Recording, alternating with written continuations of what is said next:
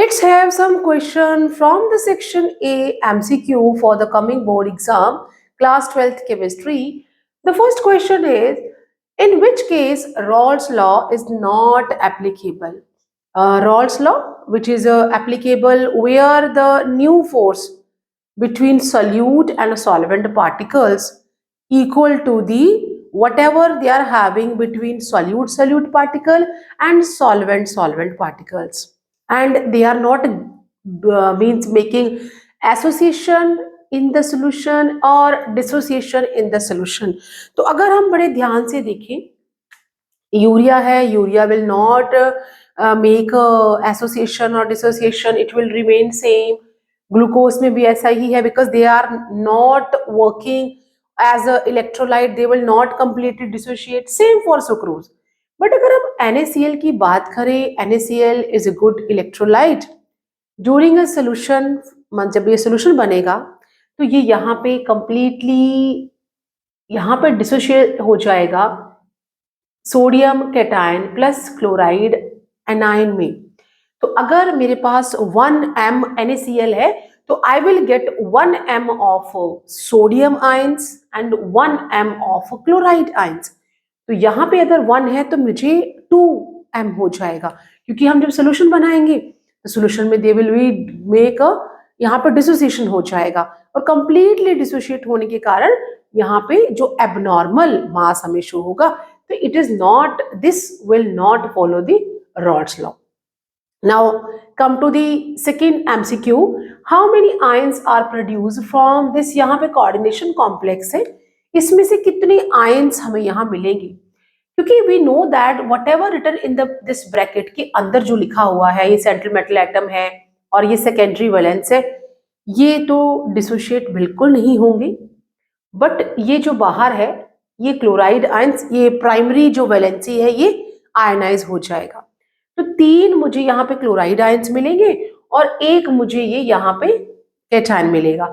So means all together I am getting 1 + 3 that is 4. तो correct option यहाँ पे 4 हो जाएगा. Now let's move to the next MCQ.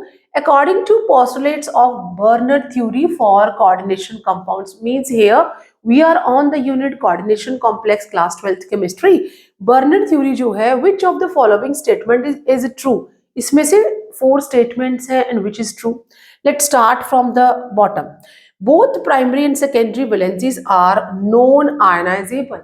I just read this MCQ because जो हमारा primary valence है, it is ionizable. It says both are non-ionizable. तो हमारा जो प्राइमरी है वो तो आयनाइजेबल है, तो मतलब ये स्टेटमेंट हमारी रॉन्ग हो गई. Only primary valencies are directional. Not at all, these are non directional. जो प्राइमरी होते हैं they are non directional at all, तो ये भी गलत हो गया. Secondary valencies equal to the oxidation number of central ion, ये भी गलत है.